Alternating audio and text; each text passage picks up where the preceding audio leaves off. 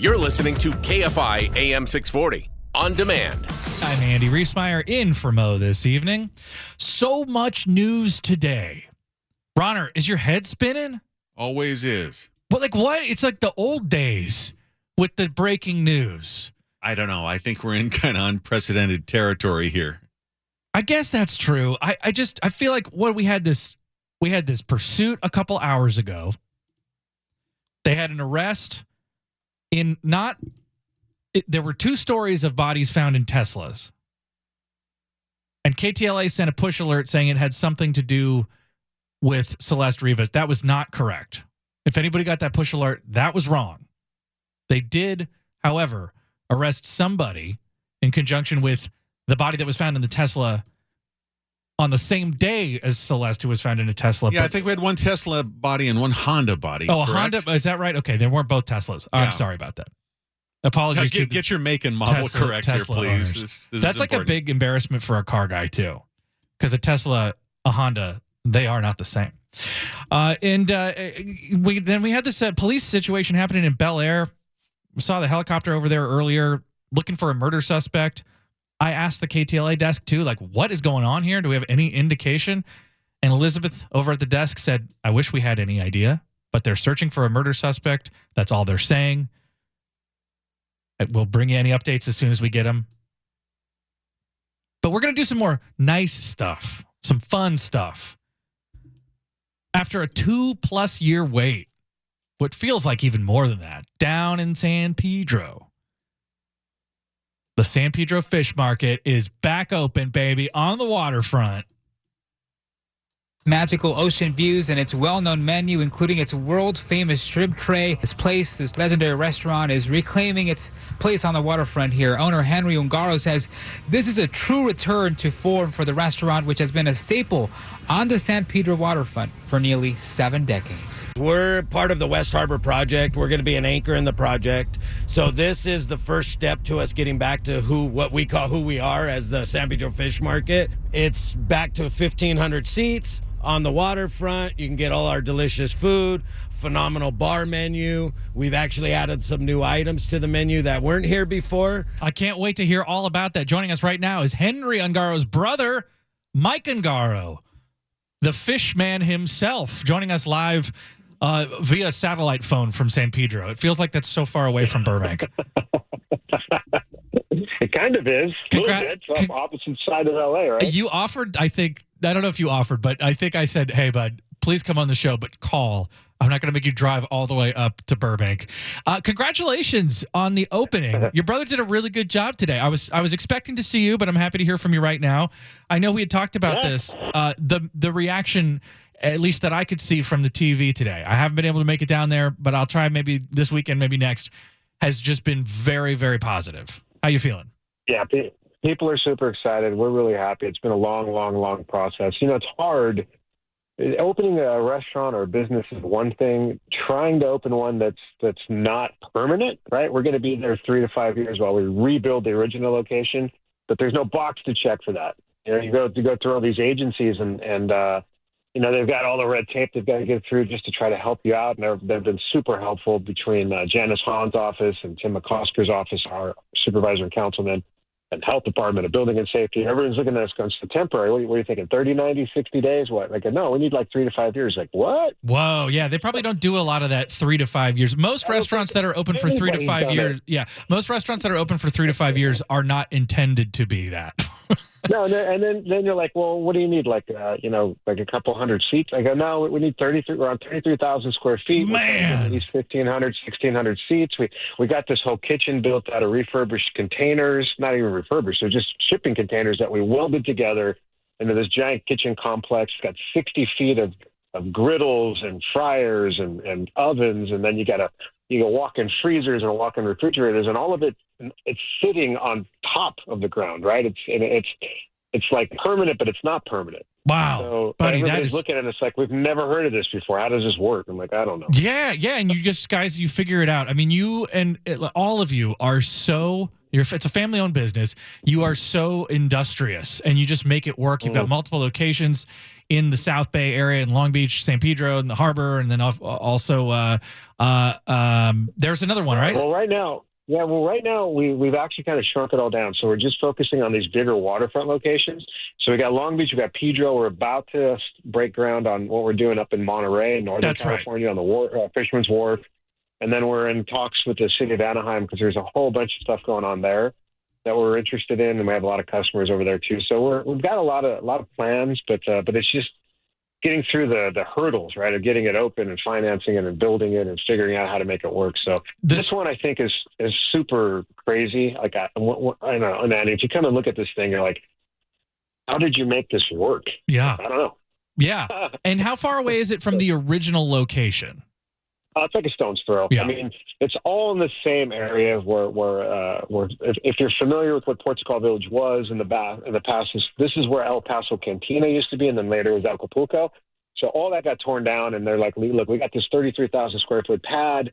We don't have any plans for it for at least the next 3 to 5 years. If you want to set up shop there while you rebuild your original location, that's great. We could do that. So we basically had this temporary lease to exist there. And then I signed a 49-year lease to rebuild on the original location. Wow. That's basically where we were before. So right. We're working all the logistics out on that, and we'll probably break ground on that in a few months. Is it hard to be I mean, I know that a lot of restaurants in Los Angeles are closing, but you're going full steam ahead.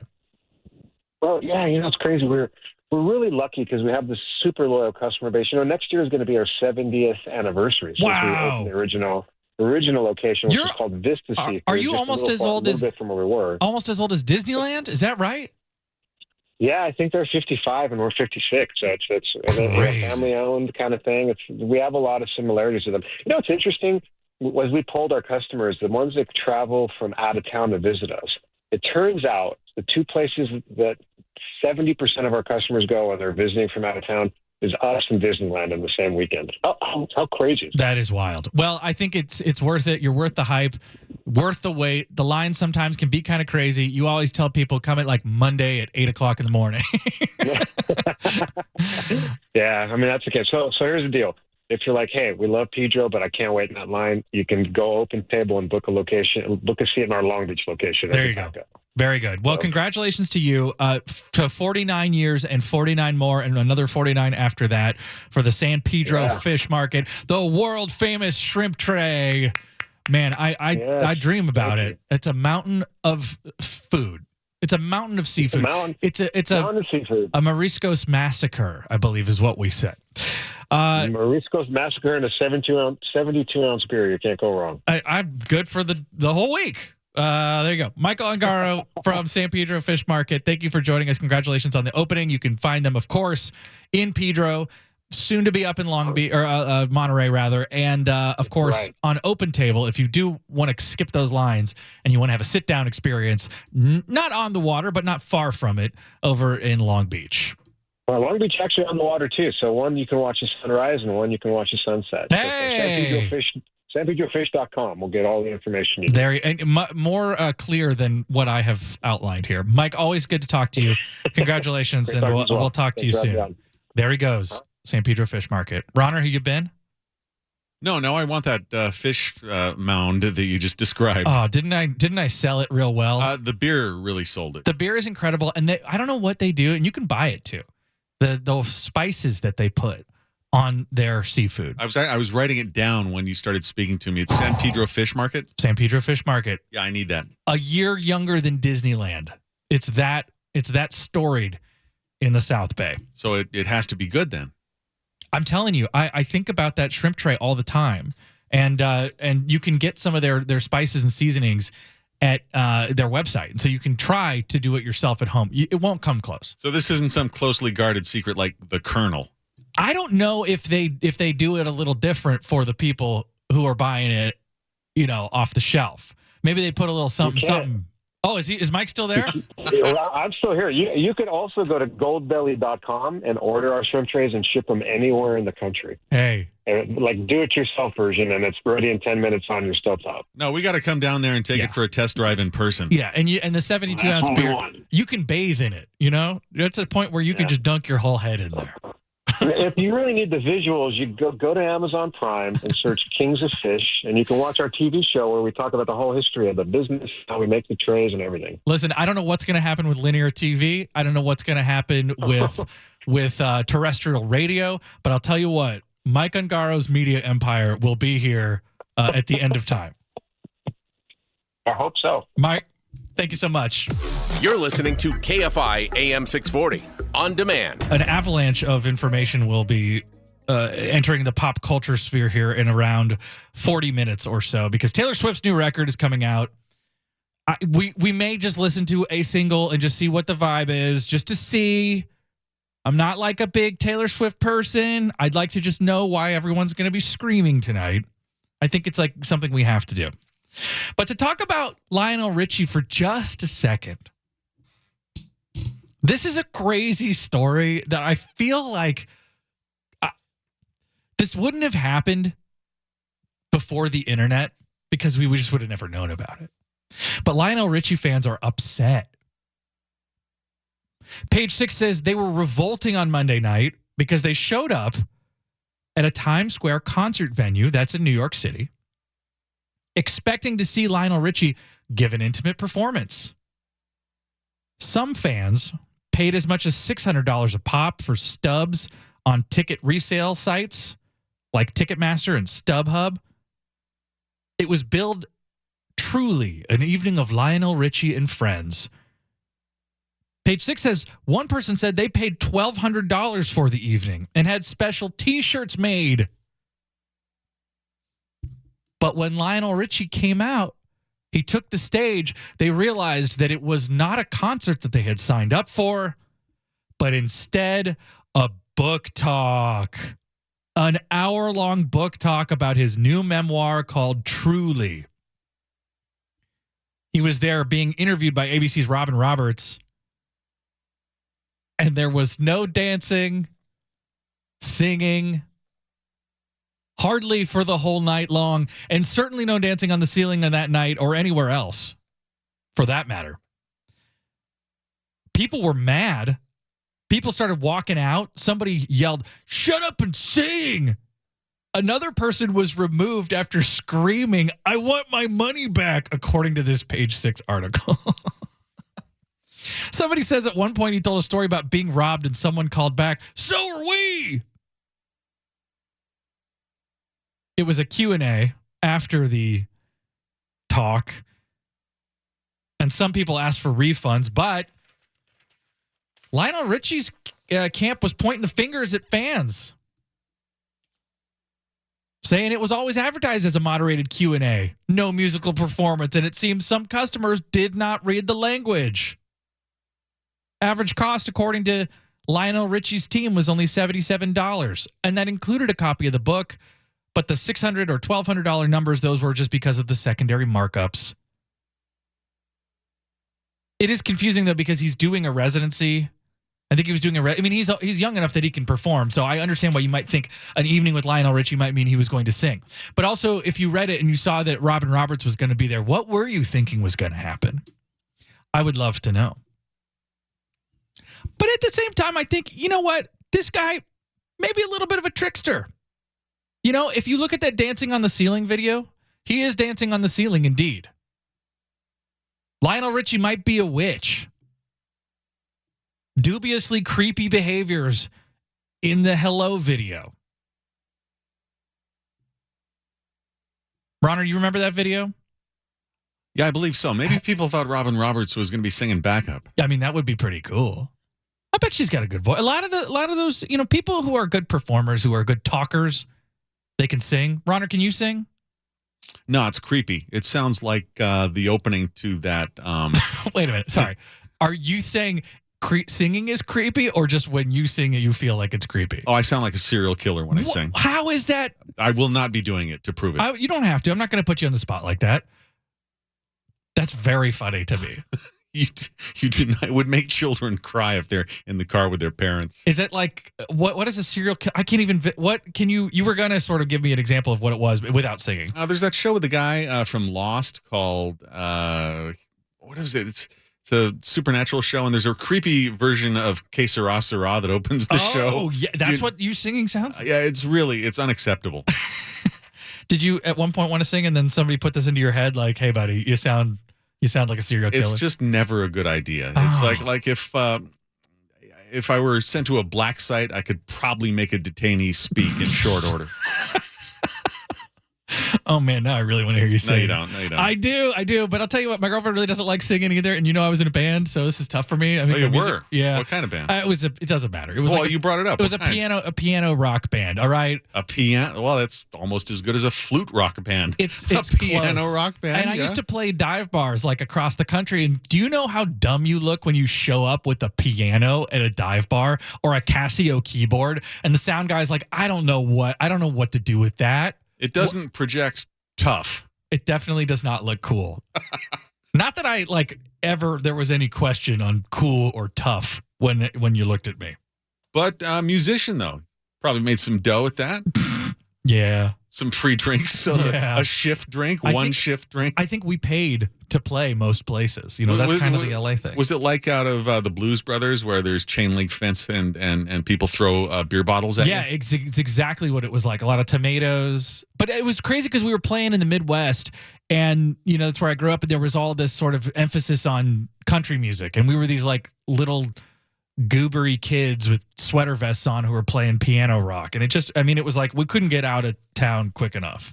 And then we came to LA because we thought we were going to make it, and then obviously found out that, well, I work in radio and television now, so that should tell you enough. And by the way, that show I was trying to think of the name of, it's called From, and the version of the Doris Day song at the beginning of it'll make you suicidal. Maybe we'll listen to it on the next segment here. If you want to bring everybody down, I just want to visualize with Ronner and that sound and that voice, because I kind of don't believe you. I think you got a good voice, but let's hear that good voice do some news. How about that? Let's do it. You're listening to KFI AM 640 on demand. It ain't Doris Day. It's a very descriptive example that I can absolutely understand now. Like that was you nailed it. You didn't even have to sing, and I understand exactly what you mean. It's a reason I'm a childless middle-aged bachelor. Oh. Hey, but at least we have this moment, right? At least we're here together in this evening. If you say so. With the wonderful citizens of Los Angeles. And Tony. Tony, how you doing, bud?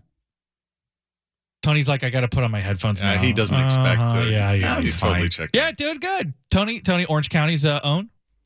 I guess, yeah. Yeah. He's got an arcade in his garage.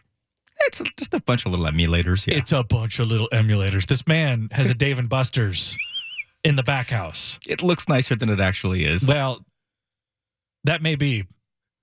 I don't know if I'll go and see it in person, so at least I'm going with that for now. It is KFI AM 640. We are live everywhere on the iHeartRadio app. I'm Andy Reesmeyer in for Mo Kelly on this evening with Mr. Tony, Mr. Mark, Nikki also on the ones and twos. G'day. G'day, mate.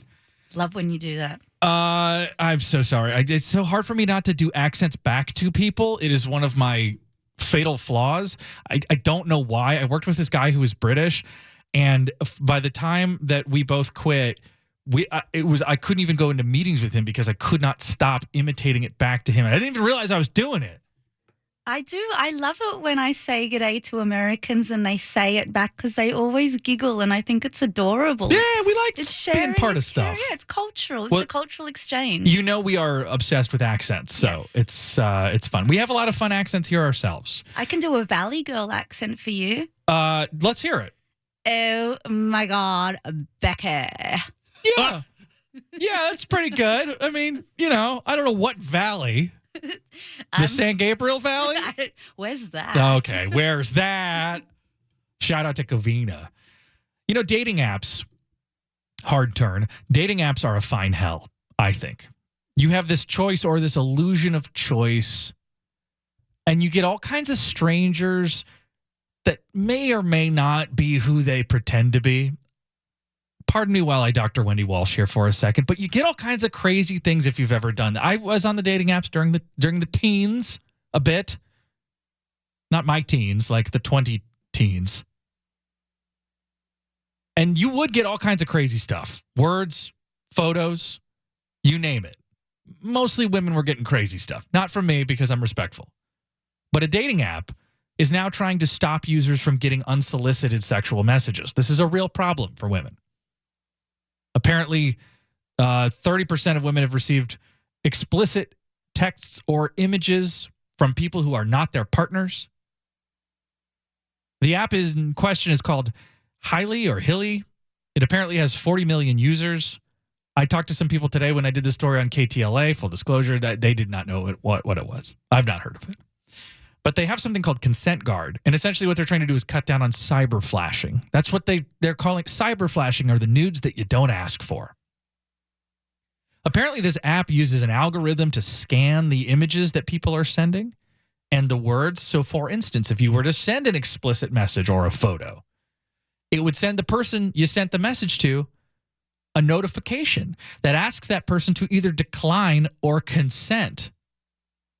And if the prompt goes unanswered, they say the conversation goes on like nothing ever happened, at least from the app's perspective. How do you recover from that? I'm not sure. Both of you clearly are on separate pages. You think things are a little bit different.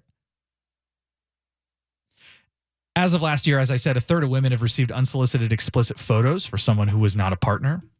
I wish that they would do this for other apps. I wish on your messages it would say something like, your partner is about to ask you a question with no correct answer. Do you wish to proceed?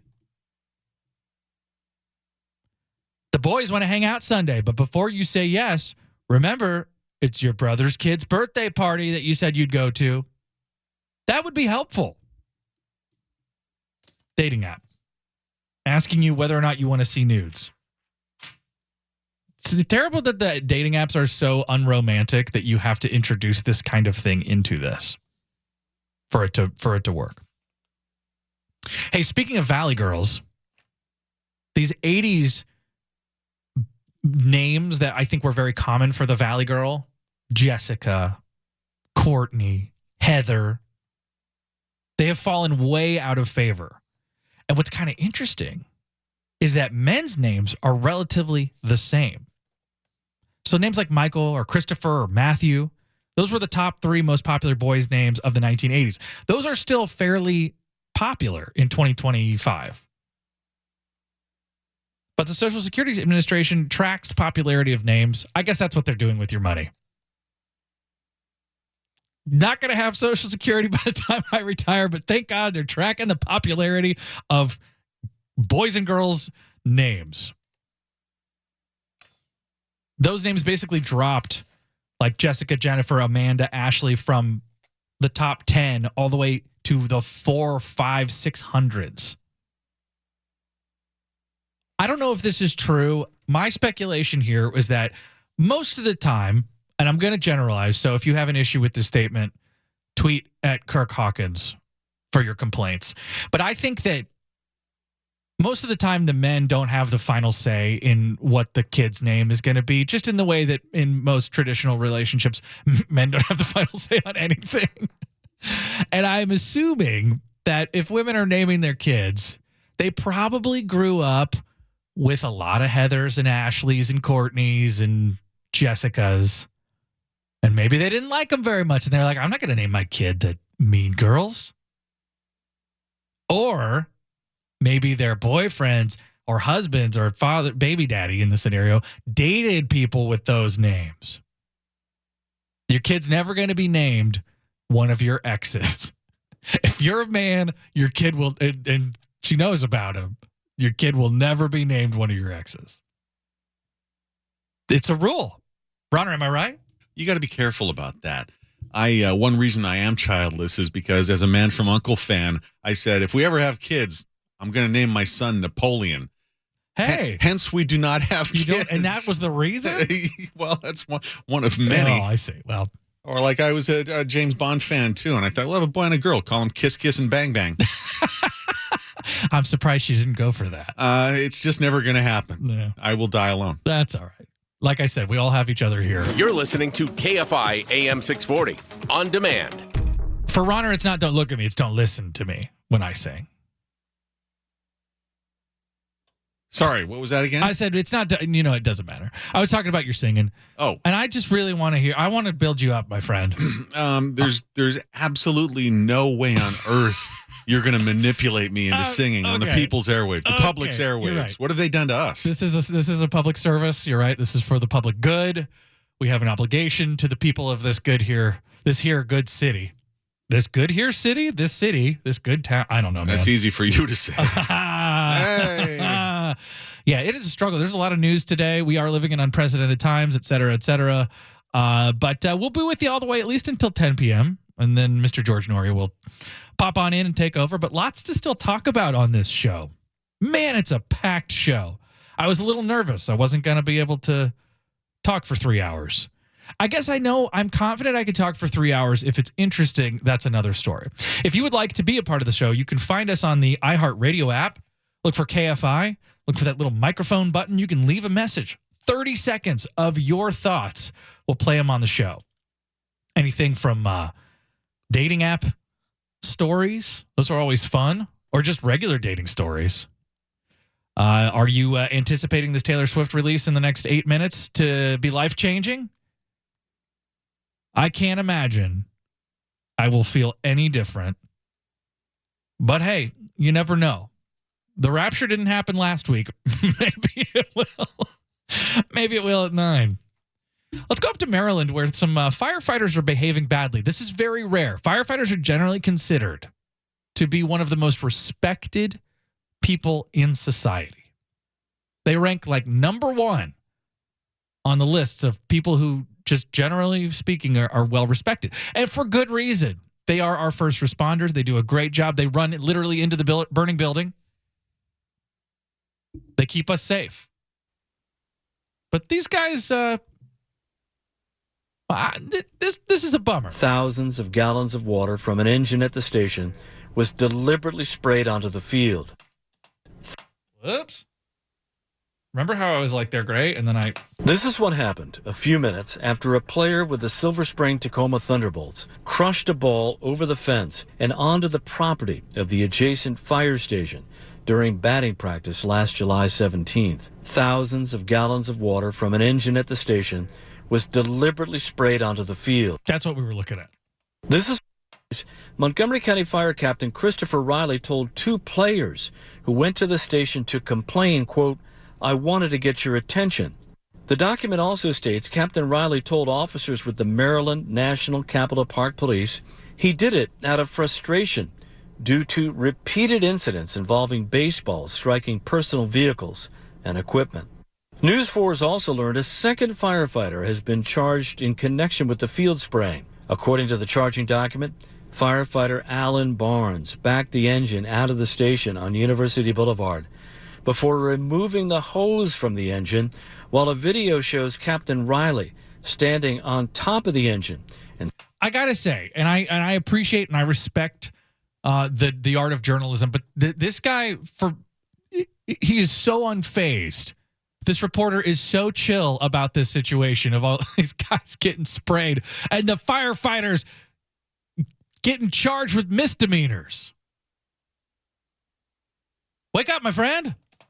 I come from Virginia. You know, the team we were playing is from Virginia, so a lot of families drove an hour and a half in traffic to hopefully play after all this rain and, didn't get a chance to play. So some unhappy players. Yeah, absolutely. It just, makes things difficult for us, but, crazy experience. The charging document also reveals paying fans had already started arriving for the game between 2 teams competing in the Cal Ripken League. Can't play baseball when the field is flooded. All right, well, we'll keep you posted on how all that goes. By the way, there's some bad news for anybody who was hoping to go to Yacht Rock Cella.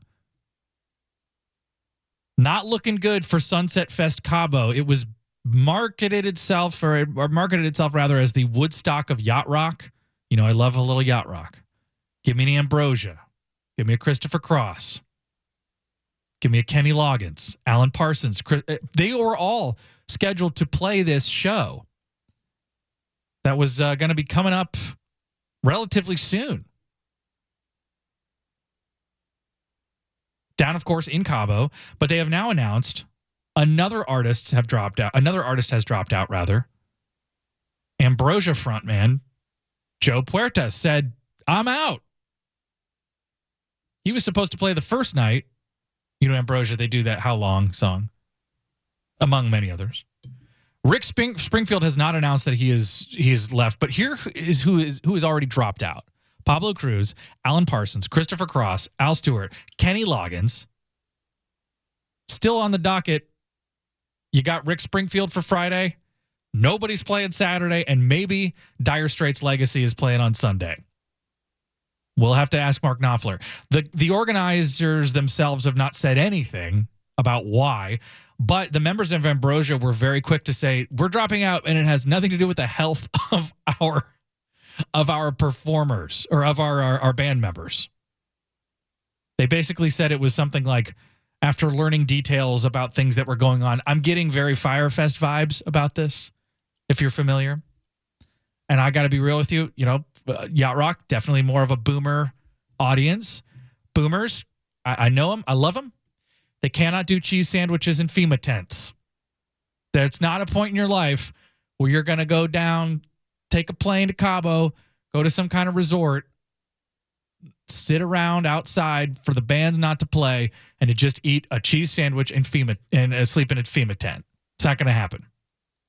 By the way, Christopher Cross, I don't know if you've ever seen him before. I love this man. He does not look like you would expect. You hear that voice and you think he probably looks like Fabio. And he's a little bit, well, he's not a Fabio guy. His songs are so good, and that voice is perfect. And if you've seen that Yacht Rock documentary, he looks sort of like a wallflower. But this guy, apparently to finance that first record, which of course won all the Grammys, it had Sailing on it, had Ride Like the Wind, he sold weed and LSD to help finance that. Christopher Cross, that guy. You got to admire an entrepreneur. I know. Somebody's got that kind of drive, more power to him. And obviously it worked out for him. I don't know if he's still, I don't know. I think those days are probably way far behind him at this point. Who's to say? I don't know. Did you say How Long was Ambrosia? Are you sure you got that right? I think that's Paul Carrick and Ace. Oh, did Ambrosia also do? Yeah, you're right. Ace did How Long? Did Ambrosia not do a version of it too? Also, I don't know. How Much I Feel, Biggest Part of Me, You're the Only Woman. Those are their big hits. I think you're right. It was originally done by Ace in 1974, but I think that they did cover it. Maybe I'm wrong. It's possible. I am but a shell of a human being with very little information. It goes in one ear and out the other. We strive for accuracy. Thank you for holding me accountable, though. Sorry about that. No, my God, don't be sorry about it. I'm happy to be corrected. We're about keeping you company, but also keeping it honest. There we go. It's KFI AM 640, live everywhere on the iHeartRadio app. KFI AM 640, on demand.